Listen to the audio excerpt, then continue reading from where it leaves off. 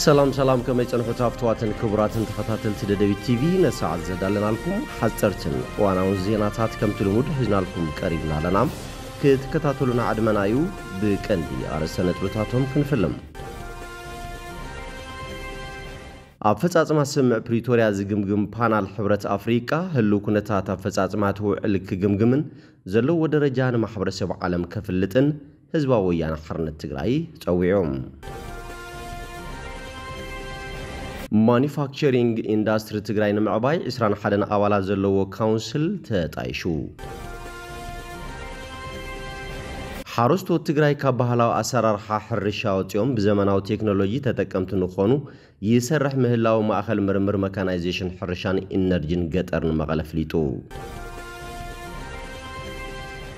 ብሹም አርቲስት አታክልቲ ኃይለ ሚካኤል ማእኸል ባህልን ኪነጥበብን ክህነጽዩም ግብጽ ጉዳይ ግድብ አባይ ናብ ዓለም ለኻው ቤት ፍርዲ ኮስደ ክትብል አፍሊጣም ፕሬዝዳንት አሜሪካ ዶናልድ ትራምፕን ቀዳማይ ሚኒስትር እስራኤል ቤንያሚን ኔታንያሁ ናብ ሓድሽ ውጥን ሰላም ቃዛ ከም ዝተሰማምዑ ብምግላጽ ሐማስ ንኽቕበሎ አተሓሳሲቦም ናብ ዝርዝሩ ሰይርና ለና ምስዕለታው ዜናታት ቢንያም ሓድሽ ሰናይ ምክትታል አፈጻጽማ ስምዕ ፕሪቶሪያ ዝግምግም ፓናል ሕብረት አፍሪካ ህሉ ኩነታት አፈጻጽማት ውዕል ከግምግምን ዘለው ደረጃ ንማሕበረሰብ ዓለም ከፍልጥን ህዝባዊ ወያነ ሓርነት ትግራይ ጸውዑ ዋና ተደራዳሪ ስምዕ ፕሪቶሪያ ውድብ ሕወሓት ሰላሕታዊ ጆኖሳይዳዊ ትግራይ ከበቀ ማሕበረሰብ ዓለም እጃም ይዋጻእ ብዝብል ኣብ ዝሕለፎ መልእኽቲ ማሕበረሰብ ዓለም አደራደርቲ ሃገራትን ውዳበታትን ብፍላይ ድማ አሜሪካ ሕብረት አውሮፓን ሕብረት አፍሪካን ስምዕ ፕሪቶሪያ ብዘይምፍጻሙ ኣብ ህዝብና ዝቕጽል ዘሎ ሰላሕታዊ ጆኖሳይድ ከበቀ እጃሞም ክዋጹ ይግባእ ኢሉ ሕወሓት ንቕንያቱ ኣብ ማእኸል መዕቆብ ተመዛበልቲ መቐለ ወዲ 1 ዓመትን 4 ወርሕን ዕሸል ናኦድ ሃይለ ስላሴ ብኣራዊት ህይወቱ ምሕላፍ ስዒቡ ዝተሰምዖ መሪር ሓዘን እውን ገሊጹሎም እዚ ኣብ ማእኸል መዕቆብ ተመዛበልቲ ወገናት ዘጋጠመ ዝሕዝንን ዘስካሕክሕን ሓደጋ ህይወት ወገናትና ኣብ ከመይ ዝበለ ዝተሓላለኸ ጸገማት ትሒሉ ከም ዘሎ ቁልጭ ኣቢሉ ዘርኢ ክብል እውን ገሊጽዎም بمسرت سمع بريتوريا تمزابلت وغناتنا زاغيتنا مربتهم كملوس يغبا نيرو زبل اتودب انتخونه ግን መንግስት ኢትዮጵያ ኮነ ኢሉ ብዘቀጽሎ ዘሎ ሰላሕታው ጆኖሳይድ ምኽንያት ናመረበቶም ከይተመለሱ በሕማም ጥሜትን ቁርን በብመዓልቱ ካብ ዘጋጥም ሞት ሓሊፉ ሕጅውን ንሓሙሽተ ዓመት ካብ ዘገልገለ ኬንዳ አራዊት ዕሸላት ካሕቁ ፈዲዮም ኣብ ዝምንጠልሉ ኩነታት በጽሕሎ ክብል ነቲ ኩነታት ገሊጽዎም ማሕበረሰብ ዓለም ፍላይ ድማ አደራድርታ አካላት ስምዕ ፕሪቶሪያ ክትግበር ካብኦም ትጽቢት ዝግበር ኩሉ ክፍጽሙ ህዝባዊ ያን ሓርነት ትግራይ ኮነ ህዝብ ትግራይ ተደጋጋም ጻውዒት እኳን ተቅረቡ ዛጊት ዝኾነ ይኹን ተግባራዊ ምክስቃስ ብዘይ ምህላው መንግስት ኢትዮጵያ ነቲ ዝኣተወ ውዕል ንጎን ገዲፉ ብሞትን ስቃይን ህዝብና ዘሽካዕለሉ ሃዋሃው ክፈጥር ኣኺሉ ወሎ ክብል ገሊጹም መንግስት ኢትዮጵያ ብዛኣተወ ውዕል መሰረት ወረርቲ ሓይልታትን ኣባይቲ ተመዛበልቲ ወገናትና ዝሓዙ ሰፈርትን ካብ ሕገ መንግስታዊ መሬት ትግራይ ከውጽና ተገቦ ዛጊድ ከውጽይ ካለን ዝበለ ውድብ ሕወሓት ይትረፍ ተመዛባላ ህዝብና ናምበረበቱ ክመለስ ዘቕል ውሕስ ኩነታት ክፈጥር ነቲ ኣብ ትሕቲ ወረርቲ ዘሎ ህዝብና እውን ዕጡቃት ብምውዳብን ብምስልጣንን ብመንነቱ ክቅተል ክጭወን ክሳቐን ኣምድጋፍ ተጸሚዱ ከም ዝርከብ ሓቢሩ ሕወሓት ኣመለኽቱ ማሕበረሰብ ዓለም አደራድርታ ሃገራትን ውዳበታትን ብፍላይ ድማ አሜሪካ ሕብረት አውሮፓን ሕብረት አፍሪካን ስምዕ ፕሪቶሪያ ብዘይምፍጻሙ ኣብ ህዝብና ዝቕጽል ዘሎ ሰላሕታዊ ጆኖሳይድ ከበቀ እጃሞም ክዋጹ ጸዊዕሎም ካብዚ ብተወሳኺ ኣፈጻጸማ ስምዕ ፕሪቶሪያ ዝግምግም ፓናል ሕብረት አፍሪካ እውን ንተደጋጋም ጻውዒት ውድብና ሕወሓት ወንታው ምላሽ ብምሃብ ህሉ ኩነታት ኣፈጻጸማት ውዕል ከገምግምን ዘለዎ ደረጃ ንማሕበረሰብ ዓለም ከፍልጥን ይግባእ ክብል ጻውዒት ተቕሪቡሎም ማኑፋክቸሪንግ ኢንዱስትሪ ትግራይ ንምዕባይ 21 ኣባላት ዘለዎ ካውንስል ተጣይሹ ኣብ መድረኽ ምጥያሽት ካውንስል ዝተረኸቡ ፕሬዝዳንት ግዚያዊ ምሕዳር ትግራይ ጀነራል ታደሰ ወረደ ንዓውዲ ማኑፋክቸሪንግ ኢንዱስትሪ መንግስቲ ፍሉይ ትኹረት ክሰርሓሉ ይግባእ ኢሎም እቲ ዝጣየሽ ካውንስል በፕሬዝዳንት ጀነራል ታደሰ ዝምራሕን 21 ኣባላት ሒዙ ብዙሓት ሴክተራት ዝሓቆፍን ናይ ባዕሉ ውዳበታት ዝህልውዎን ምዃኑ ተገሊጹሎም ሌተናንት ጀነራል ታደሰ ወረደ ከም ዝበልዎ ዓውዲ ኢንዱስትሪ ትግራይ ብሰንኪ ጸገም መሬት ፋይናንስ ጸጥታ ሓይሊ ጸዓትን ካልኦትን ዘይዓበየ ዓውዲ ዝበሉ ኮይኖም እቶም ዝበዝሑ በዓላዊ ጸገማት ስለ ዝኾኑ ብህጹጽ ክእረሙ ከም ዝግባእ ሓቢሮም ሰኣንት ወዲብካ ምምራሕ እቲ ዓውዲ ክንድቲ ክህቦ ዝግባእ ረብሓ ኣይሃበን ዝበሉ እቶም ፕሬዚዳንት የግዳስ ኣብ ኢድ ደለልትን ውልቀ ሰባትን ወዲቑ ዓደዳ ዘይምዕሩይ ምሕደራ ይኸውን ምህላው ገሊጾም ኣገዳስነት ምጥያሽ ካውንስል ማኑፋክቸሪንግ ኢንዱስትሪ ጸገማት ተሓባቢርካ ብምፍታሕ ለውጢ ንምምጻእ ዝበሉ ፕሬዚዳንት ታደሰም ኣብ ዳግም ሕዌትን ህንጸትን ትግራይ ግደ ኢንዱስትሪ ዕዙዝ ብምዃኑ መንግስቲ ብትኹረት ከም ዝሪኦ ሓቢሮም ሓላፊት ቢሮ ኢንዱስትሪ ትግራይ ወይዘሮ ኣልማዝ ገብረ ጻድቕ ከም ዝበለኦም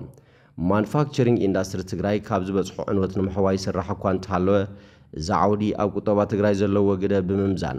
ሓደ ሴክተር በይኑ ዝውድኦ ስለ ዘይኮነ ብፕሬዚዳንት ዝምራሕ ካውንስል ተጣይሹ ክምራሕ ኢሉ ክብላ ገሊጸን ካብ መንግስት ፌደራል ዝተወሰደ ተሞክሮ ኢትዮጵያ ታምርት ናብ ትግራይ መጽኡ ትግራይ ተፍር ብዝብል ቴማ ንሕዌት ኢንዱስትሪ ትግራይ ብዝረብሕ መልክዑ ክንጥቀመሉ ኢና ክብላ ገሊጸን እቲ ዝጣየሽ ካውንስል 21 ኣባላትን 7 ኮሚቴ ክላስተራትን ዝሓዘ እዩ እቲ መድረኽ ሓለፍቲ ኣብያተ ዕዮ መንግስቲ ኣብ ዝተረኸብሉ መበገሲ ሓሳብ ቀሪቡ ተዘቲሉ እዩ ሓረስቶት ትግራይ ካብ ባህላዊ ኣሰራርሓ ሕርሻ ወፂኦም ብዘመናዊ ቴክኖሎጂ ተጠቀምቲ ንኾኑ ይሰርሕ ምህላው ማእኸል ምርምር መካናይዜሽን ሕርሻን ኢነርጂ ገጠር ንመቐለ ፍሊጡ እቲ ማእኸል ካብ ምሕራስ ጀሚሩ ክሳብ መኼዳ ዘሎ ከይዲ ብዘመናዊ ኣሰራርሓ ንኽሰላሰል ዕላማ ሒዙ ከም ዝተጣየሸ ዝሓበሩ ኣተሓባርቲ ማእኸል ገብረ ሓወርያ ገብረ ማርያም ሓረስቶት ትግራይ ዘመኑ ዝጠልቦ ቴክኖሎጂ ንኽረኽቡ ሰፋሕቲ ፃዕርታት ይገብሩ ምህላዎም ገሊጾም ብኽባር ዋጋ ናብ ውሽጢ ዓዲ ኣትዉ ዝነበሩ ንስራሕቲ ሕርሻ ዘገልግሉ ውፅኢታት ቴክኖሎጂ ዝትኩን ተመሳሳሊ ስራሕትን ሞደፊክ በቲ ማእኸል ምርምር ይስርሑ ከም ዘለውን እቶም ኣተሓባሪ ወሲኾም ገሊጾም ብሹም ኣርቲስት ኣታኽልቲ ሃይለ ሚካኤል ማእኸል ባህልን ኪነ ጥበብን ክህነጽ እዩ ዝኽሪ መበል 20 ዓመት ነብሴር ኣርቲስት ኣታኽልቲ ሃይለ ሚካኤል ቋም ትካል ቋም ዝኽሪ ሎሚ ንኣታኽልቲ ጽባሕ ንተኸተልቲ ብዝብል መሪሕ ሓሳብ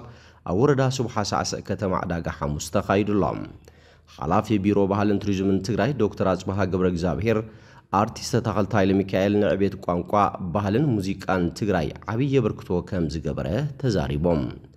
ክብርን ዝግብኦ ክብሪ መሃብ ንቐጻሊ ወለዶ እውን ናይ በዓል ዝኾነ ምንጻፍ ዘንጽፍ ብምዃኑ ነዚ ኣበርክቶን ዝገበረ ኣርቲስት ኣታኽልቲ ንዕኡ ዝግባእ ክብርን ዝኽርን መሃብ ኣድላይ ምዃኑ ሓቢሮም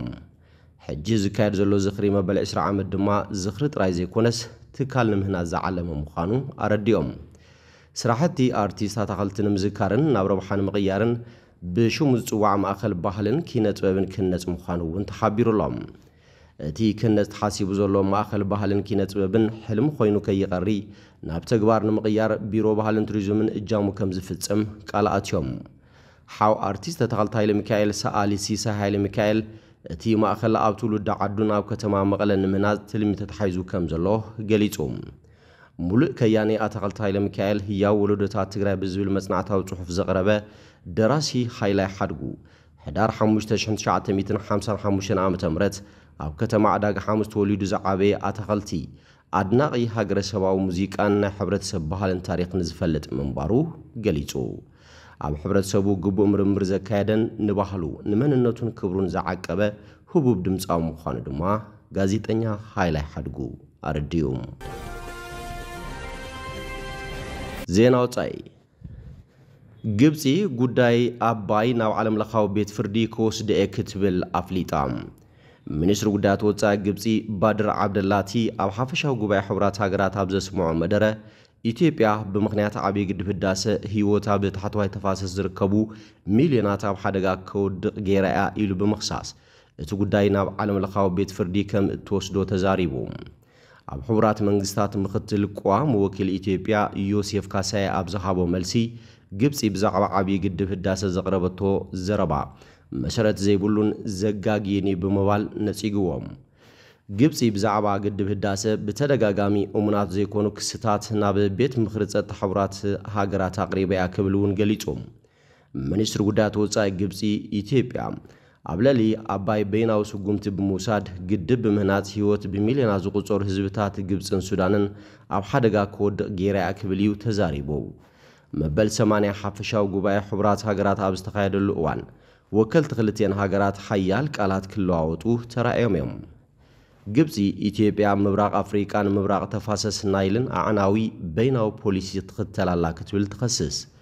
ህንፀት ትግድብ ብምዛሙ ድማ ኩነታት ሃገራት ተሓትወት ተፋሰስ ንሓደጋ ዘቃልዒ ክብል እቲ ሚኒስትሪ ጉዳያት ወፃኢ ተዛሪቡ ኣብ ሕቡራት ሃገራት ምክትል ቋሚ ወኪል ኢትዮጵያ ዮሴፍ ካሳይ ብወገኑ ኢትዮጵያ ኣብ ዙርያ ትግድብ ተደጋጋሚ ዓለም ለኻዊ ሕግን መትከልን መሰረት ብምግባር መልሲ ከም ዝሃበት አልዒሉም አምባሳደር ዮሴፍ ኣብ መንጎ ዘላቂ ፖሊሲ ምትሕባር ኢትዮጵያን ሃዋኺ ባህርያት ግብፅን ዘሎ ፈላላይ ግልጽ ክብል ገሊጹ ሃገሩ ኣብ ዙርያ ማይ ኣባይ ዘለዋ መርገጺ ዓለም ለኻዊ ሕግጋትን ፍትሓዊ ተጠቃምነትን ማእኸል ዝገበረ ምዃኑ ዝገልጽ ሚኒስትሪ ጉዳያት ወፃኢ ግብፂ ብወገኑ ኢትዮጵያ ዓለም ለኸ ሕጊ ክትሕስያ መሪፃ በይናዊ ፖሊሲ ምርኩስ ገይራ ድማ ምብራቅ አፍሪካን ተፋሰስ ናይልን ትህቡ ኾላ ክብል ገሊጹ እቲ ግድብ ኣብ መጀመርታ ሰሙን ዝወርሒ ክምረቕ እንከሎ ግብፂ ናብ ቤት ምኽሪ ጸጥታ ሕቡራት ኣብ ዘእትወቶ ደብዳቤ እቲ ግድብ ዘይሕጋዊ በይናዊ ስጉምቲ ዝወሰደትሉ ኢላ ነይራ ንዓመታት ዘረኣየቶ ትዕግስቲ ድኽምቲ ስለ ዘይኮነት ኣይኮነን እኳዳ ኣብ መንጎ ሃገራት እቲ ተፋሰስ ብዝህሉ ምትሕባር ስለተኣመንያ ክብል እውን ወሲኹ ነይሩ አምባሳደር ዮሱፍ ንዘረባት ሚኒስትር ኣብ ዝሃቦ መልሲ ግብፂ ካብ ስምዕ ባዕዳዊ መግዛእቲ ዝተወረሰ ታሪኻዊ መሰል ኣለን ብዝብል ንሃገራት እቲ ተፋሰስ ኣግሊላተንያ ብምባል ኢትዮጵያ ሩባ ኣባይ ንቐረብ ፀቓት ምግብን ድሕነት ከምኡውን ተበጻሕነት ዝስተማይ ከም ትጥቀመሉ ገሊጹ ነዚ መሰል ብምኽላእን ሩባ ኣባይ ብምብሓትን ንብሕታ ተጠቃሚት ክትከውን እያ ትደሊሉ ስለዝኾነ ድማ ግብፂ ሓይሊ ዝተመልኦ መንገዲ ገዲፋ ኣብ ሃናፂ መስርዕ ክተተኩር ይግባእ ክብል ገሊጾም ሚኒስትሪ ጉዳያት ወፃኢ ግብፂ ሃገሩ ዓለም ለኻዊ ሕጊ መሰረት ገይራ እቲ ጉዳይ መዕለብ ክረክብ ንምግባር ድልው እኳ እንተኾነት ኢትዮጵያ ኣብዚ ንምትሕባር ፈቃደኛ ከም ዘይኮነት ጠቒሱ እቲ ጉዳይ ብዓለም ለኻዊ ሕጊ ንኽዳነ ሙሉእ ንሙሉእ ድልዋት ኢና እቲ ሓቂ ግን ኢትዮጵያ ከምዚ ዓይነት ድሌት ኣይረኣየትን ኢሉ ሱዳን ግብፂ ኣብ 2021 ቋፅራ ፈረንጂ ናብ ቤት ምኽሪ ጸጥታ ኣብ ዘቕረበቶ ጥርዓን ክትጽምበር እንከላ ኣብ 2025 ድማ ብተናጸለ ትግድብ ናብ ቤት ምኽሪ ወሲዳቶ ነይራ ቅድሚ ሕጂ እውን ብ2020 ግብፂ እቲ ጉዳይ ናብ ቤት ምኽሪ ጸጥታ ከም ዝወሰደቶ ይዝከር ኣብ 2021 ድማ ግብፅን ሱዳንን ብሓባር ኣብ ዙርያ ትግድብ ዝርብ ኣካይደን ኢትዮጵያ ተወስዶ ዘላ በይናዊ ስጉምቲ ንርግኣት ዞባ ሓደጋ ይክብላ ከሲሰን ነይረን እቲ ቤት ምኽሪ ሰለስቴን ሃገራት ስሉሳዊ ቅቡልነት ኣብ ዘለዎ ቀያዲ ስምምዕ ንኽበጽሓ እኳ እንተመዓደ ንዓመታት ዝገበርኦ ዝርባት ውጽኢታዊ ኣይኮነን ፕሬዚዳንት ኣሜሪካ ዶናልድ ትራምፕን ቀዳማይ ሚኒስትር እስራኤል ቤንያሚን ኔታንያሁን ኣብ ሓድሽ ውጥን ሰላም ቃዛ ከም ዝተሰማምዑ ብምግላጽ ሓማስ ንኽቕበሎ ኣተሓሳሲቦም እቲ ውጥን ወታደራዊ ስርሒታት ብቕልጡፍ ደው ክብል ዝእምት ኮይኑ ሓማስ 20 ብሂወት ዘለዉ ጅሆ ዝተወስዱ እስራኤላውያን ብምፍታሕን ሬሳታት ናይቶም ኣብ ውሽጢ 72 ሰዓታት ሞይቶም ተባሂሉ ዝእመን ልዕሊ 12 ጅሆታትን ብምርካብን ምልውዋጥ ብኣማይ ዝቑፀሩ እስራት ፍልስጤማውያን ክግበር ይብል ብዛዕባ እቲ ኣብ መንጎ ሓማስን እስራኤልን ዝካየድ ዘሎ ዝርብ ተኹሲ ደው ምባል ዝፍለጥ ፍልስጤማዊ ምንጪ ንቢቢሲ ኣብ ዝሃቦ ሓበሬታ ሰበስልጣን ሓማስ እቲ 20 ነጥብታት ዝሓዘ እማመ ዋይት ሃውስ ከም ዝተዋሃቦም ሓቢሩ እዚ ድማ ሓማስ ኣብ ምሕዳር ቃዛ ዝኾነ ተራ ከም ዘይህልዎ ይጠልብ ኣብ መወዳእታ ድማ ንምስረታ ሃገር ፍልስጤም ማዕጾ ሩሑ ምዃኑ የመላኽት ትራምፕ ኣብ ዋይት ሃውስ ድሕሪ ዝተኻየደ ዝርርብ ኣብ ዝሃቦ መግለጺ ነቲ ውጥን ታሪኻዊ መዓልቲ ሰላም ክብል ገሊጽዎም እቲ ፕሬዚዳንት ወሲኹ ሓማስ በቲ ውጥን እንተዘይተሰማሚዑ ስጋኣት ሓማስ ናይ ምጥፋእ ስራሕ ንምውዳእ ደገፍ ኣሜሪካ ከም ዝህሉ ገሊጹ ቀዳማይ ሚኒስትር ኔታንያሁ ብወገኑ ሓማስ ነቲ ውጥን እንተነጺግዎ ወይ እንተዘይተኸቲሉ እስራኤል እቲ ስራሕ ክትውድያ ኢሉ ብእስራኤል ዝተጎበጠ ምዕራባዊ ገማግም ዘመሓድር በዓል መዚ ፍልስጤም ጻዕርታት ፕሬዚዳንት ኣሜሪካ ቅንዕናን ቆራጽነትን ዝተመልኦ ክብል ገሊጽዎም እቲ በዓል መዚ ብማዕከን ዜና ዋፋ ዘውፅኦ መግለጺ ኩናት ቃዛ ንምቁራጽ እኹል ሰብኣዊ ሓገዝ ናብ ቃዛ ንምብጻሕ ከምኡ ድማ ጆዝ ተተሓዙ እሱራትን ምፍታሕ ምስ ኣሜሪካ ዞባዊ መንግስታትን መሻርክትን ንምስራሕ ሓበራዊ መብጽዑ ከም ዝሕድስ ገሊጾም ሚኒስትራት ጉዳያት ወፃኢ ሕቡራት ኢማራት ዓረብ ስዑድ ዓረብ ኳታር ግብፂ ዮርዳኖስ ቱርኪ ኢንዶኔዥያን ፓኪስታንን ኣብ ዝሃብዎ ሓበራዊ መግለጺ ትራምፕ ኣብ ቃዛ ዝካየድ ዘሎ ኩናት ንምውዳእ ዝገበሮ ልባዊ ጻዕርን መሪሕነትን ብሓጎስ ከም ዝቕበልዎ ገሊጾም مباركس فتواتن كبراتن تخطات التدبي تي في نسعد زدارنا لكم زينات مبارك نزين مسؤولين رم سلة مكتاركم ومسجينا بخالوت كساون رافق سسنا ينعفهم